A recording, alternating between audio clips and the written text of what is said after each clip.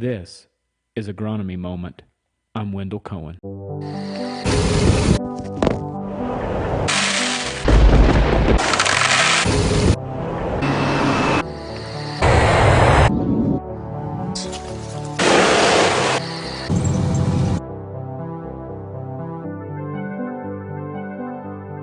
Hey, good day, everybody. We're going to do a podcast here today, just kind of a year in review for 23.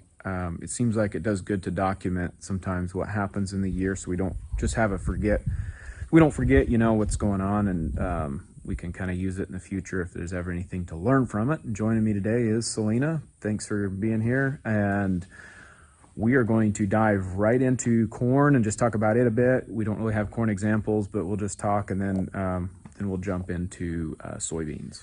Okay, Celena, talking a little bit about corn. What are some things that we could possibly look at for as, I'm interested in knowing maybe some of the road ditches we experienced this year, more extreme weather, and then what are some things we might be aware of as we're analyzing our data this fall and winter? Yeah, so right from the get-go and throughout the whole year, it's a pretty safe bet to say that we had some dry, persistent conditions all year long in most cases. And for those that got some of those spotty showers, might be pleasantly surprised. But to that point, I think, going back to the start of planting and the conditions we had there were dry and cool conditions. And we faced some adverse things there that we're usually not used to facing. Yes. We're usually, more towards that maybe cool, wetter time frame, or soil conditions rather. And so I think, as talking to some farmers going through their fields, they've been pleasantly surprised in the face of the drought this year. Right. And I attribute that a lot to how our root zone was probably right from the get-go, once it did have roots established, trying to root down and get to the moisture that was there. So from the very start of that plant root system, it was actually trying to get down to moisture, and as we progressed through the season with those dry, persistent conditions, that it was able to find what little moisture was there to where maybe we would have started out with more fair or average conditions where we're used to with those wet conditions, and then turned off maybe hot and dry. We might not have had as good of a root zone established to get down to that moisture. And also another point I think that we probably don't want to forget about either is back to those conditions, what did we see a ton of? We saw a ton of inconsistent plant height stands, whatever you kind of want to say, just we saw it all. Yes. You'd have one plant and its neighbor would be 2 growth stages, 3 growth stages behind due to that inconsistent moisture, seed to soil contact, whatever the case may be there, and just something that is just a little bit off, where we're not used to seeing that to the severity that we saw it this year. I think you get clear out in the extreme western states and stuff, they deal with this more repeatedly and are more used to it. We're used to trying to be agile as it relates to so many rains coming in, and to have all that drying out and being cool. You're right. We weren't there, and so think about a little bit as we got into summer, and some of the things we did see, like field to field, even sometimes inconsistent. I've talked to some customers, even noticed it as they would progress across the field. Yeah, it was surprising. Right. What was happening. Right, in a good way. Yeah. I mean, you would see a report and think it was gonna be really bad, and you're like, man, this is my pretty good dirt. And then for some reason, like clay spots and stuff, they just started using real yield bushels, and I think it was able to extract water this year. Whereas typically some of those spots, the fertility's there, it's just you can't get the water up. Yeah, and we think about, in a lot of cases, we did have some heavy dews, and that was our friend in this year in a lot of cases. And yes. We think about typically the presence of disease and how much those heavy dews can harm us in that way, or harm the plant in that way from a plant health perspective. But those heavy dews and having the corn's unique ability to funnel that down to the roots or the whorl in whatever case, I think that helped us largely too whenever we were we were relying on moisture and didn't have it. That is a very good point, because I did a little study with Farm Server on our temperatures compared to last year. Last year we had 2 inches more rain fell in this area right here around Rich Hill, but our nights, we had like 20, what was it? I forget if it's 11 or 12 days over 9 or above 70, I should say. And how many? 21 days over 90 degrees in the month of July. And this year we had 11 days or less that was above 90. Yeah. And we had many days, many nights, I should say, with low temps below 70. It was only in that last week in July, really, that we got the warm temps. Yep. Up until then, you're right. We had very cool nights, and I think that's a big thing to pay attention to as you're trying to figure out what your harvest is going to be like. Right. You know, if hot nights are hard on corn and yield. Yeah. So I feel like, plants for the most part, like you said, did really well, taking what little they were given and making the most of it because of the cool nights and the good start. As far as deep rooted. Right. I would say it was always a good start, but it's Right. deep rooted. Yeah, I mean, and two, to think about it as well, right before V5, in a lot of areas we had that later frost. Yeah. And so, the corn plant was coming out of that as well early. Yes. So, as we're running through the combine through the field or thinking about our afterthoughts from harvest, just all these little pieces really good to keep in mind as we think about what the plants had to go through this, more troublesome year with no moisture. I think probably my final thing on corn that I would probably think about is when we're at water levels that are critical, like you're talking about, and we're talking about rains that come in, or showers, we should say, that are measured in tenths, in some cases hundreds. Yeah. Those are critical levels where across the road, 3/10 of rain meant life to that corn and that hybrid at its particular stage, where across the road 900ths wasn't enough. Right. And then you also have maturity differences that captured and took advantage or didn't take advantage of that rain. And so we have a lot of complex moving parts with this year. Like, just to your point, we're not used to. Yep. We don't see this in our neck of the woods Yeah. like this severe. So unless you have something more on corn, let's jump into soybeans. Yeah, let's do it.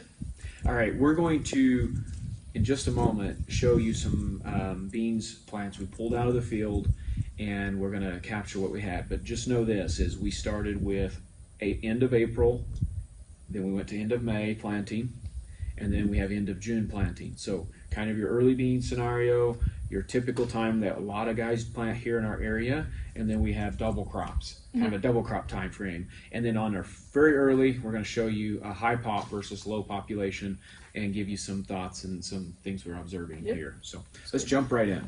So first we're going to look at the early planted high pop, and right next to it, this plant here, the more green one, is also early planted, but at a lower population scenario.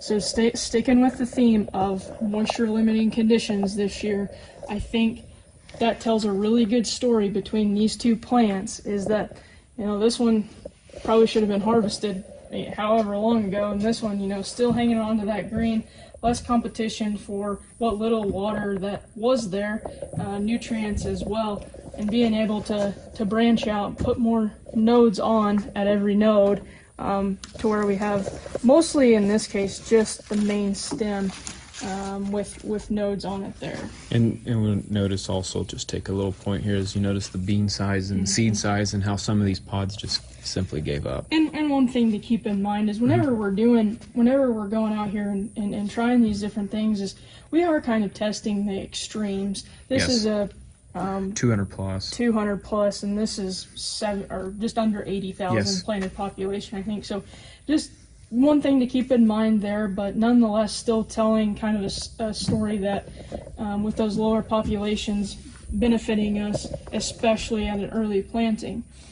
And then also, it probably is pretty hard to see in the video, but I think about right now, especially as combines are rolling, the harvestability of the greener plant whenever it does dry down stalkwise compared to the higher population plant, we do have a little bit thicker stem diameter here, and we're going to have better standability due to that. Yep. So that's just one thing I like to think about. Combines are rolling.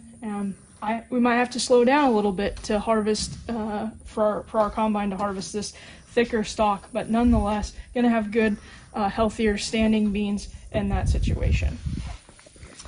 Then right here we've got the next planting, which was the end of June. End of May. End of May, sorry. Yes. And then the next one will be end of June. So again, really seeing here, looking really, really good in comparison to that earlier planted bean. Still hanging on to green and filling out pods very well. Wendell and I were kind of discussing that this potentially, maybe the better time frame for this year, as rains were a little bit more favorable around this time. That's right. For this year, that is. For that final fill in some areas here. Mm-hmm. Yep. And then lastly is like Wendell said, targeting that double crop time frame. So the end of June is when this one was planted, and we can see that, and again, all of these are at a lower population scenario. That's correct. In this situation, this plant looks very good, especially for a low pop. Most generally speaking, in a double crop time frame, we're probably going to be bumping our populations more so than maybe where this plant was planted at. Nonetheless, I think it still tells a really good story of, and that lower population on a year like this, hanging on to quite a bit of that green and doing well, filling out pods even up the main stem to the top nodes there. Yep. So. And I would make a comment here that because of its extremely low pops, we typically don't get this type of years, it seems like, and more population typically in double crop is better, right? Yep. But in this case, where we pulled it from a low pop side for comparison's sake, Yep. you're seeing a double crop that probably looks better than the average. Right. Yep. I think a lot of people would be tickled if they had that. Unfortunately, this year we haven't had the rains. So. Right. So I thought it'd be worth popping this picture of all the pods together for comparison's sake, because after we shot the video, we pulled the pods off the plants, lined them up in columns, and counted them. And to see and to visualize the different production, and I guess the thing that surprised me is how many pods there were on the end of April time frame. There was a lot more pods than I was expecting. I think the takeaways there in the 2 April ones is high pops versus low, is to see that as we put those too many pops, we just ultimately stress the plants. Our seed size got really small, the pods got less, the seeds per pod were reduced, the plant also stressed enough where it looked like the drought terminated it earlier than the lower pops. And so that was some takeaways there on that. The other part is to compare the April 30 to the May 28. I was surprised that we had more pods and more seeds per pod than the May 28, given that the little later planted is taking advantage of some of these more recent rains. However, seed size should be larger in the May 28. So we're hoping, if things work out, that we can put a plot combine in this plot and measure some strips here to see what the actual production is at the end of the day. The May 28 is going to have to produce fair amount more seed size to outweigh more pods and more seeds per pod. However, I did also notice that the May 28 had a lot of 2-bean pods. Probably the way it hit the drought versus the early was able to set some pods with 3-bean pods early, but then didn't get as much finish rain to fill them out as large. At least that's what it appears today. So it's just going to be very interesting to see how this comes here to a head. Originally I was putting it on the May 28 as the lead in production. Now I'm not so sure. Might still win. I don't know. We'll see what happens if we can get this harvested in a fair and square way. And then on the June 26th, obviously we see a significant reduction as we start getting late in the year. So thought I'd throw this in here real quick. Anyway, anything else, Celena, you'd want to add? I just think that, again, coming off of a year where just not a typical year, not making super drastic changes on your operation due to 1 year of Mother Nature being unfriendly to us. So just things to keep in mind, some tidbits going forward. But like I said, those drastic changes based on maybe what we saw this year, not planning on the same exact thing for next year. Okay, sounds good. It's been great as always, Celena. Thanks for being with us in 2023, and we look forward to more years ahead. Absolutely. See you next year. See ya. If you want alerts on what we are finding in the field, go to topagservices.com/signups to receive alert, or subscribe to our YouTube channel. It is our goal to bring you the most recent and advanced information possible. If you have any questions or feedback, feel free to reach out to us anytime. We also ask you that you give us a like and follow our channel wherever you listen to your podcasts or watch these videos. This ultimately helps us reach more people like you.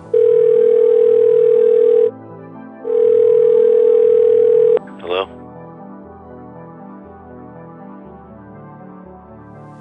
Hey, this has been Wendell Cohen, your show host.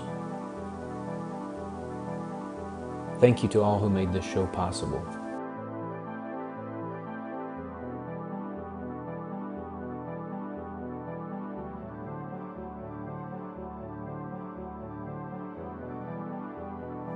This show is over.